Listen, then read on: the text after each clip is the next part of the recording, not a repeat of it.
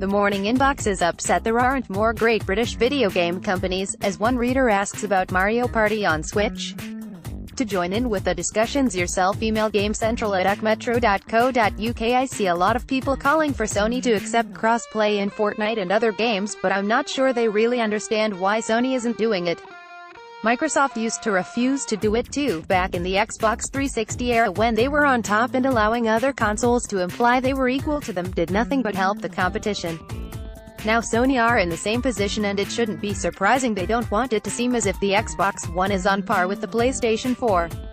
It's even more important for them now, I think, because the reason the PlayStation 4 got such a huge lead over the Xbox One is not because it was much more powerful or had some exclusive or app game, but purely because it got enough momentum that everyone wanted to own the same console as their mates.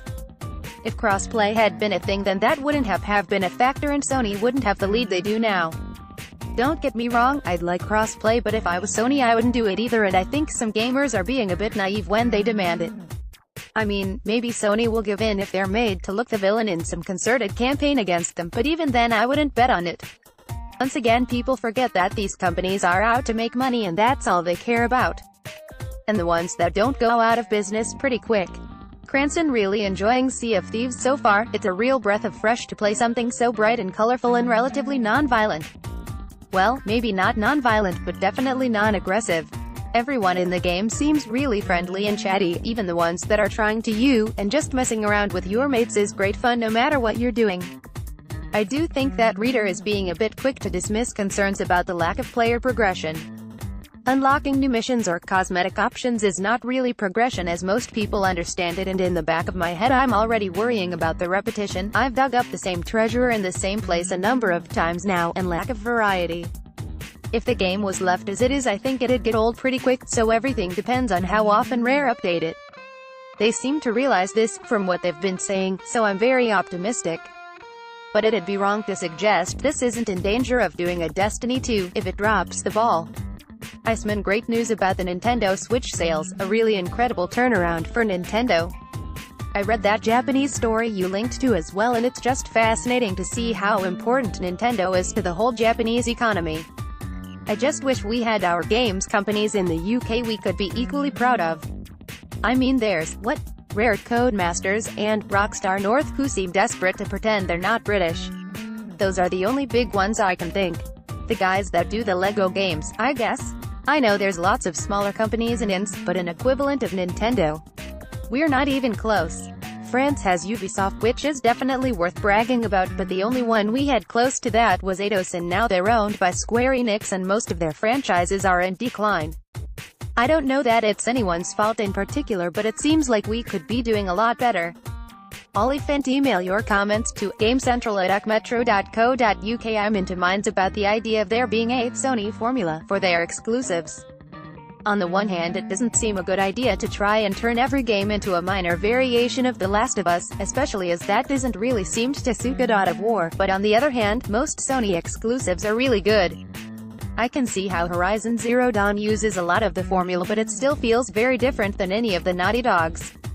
And let's not forget that Sony are increasingly one of the few companies to be putting big money into single-player story games.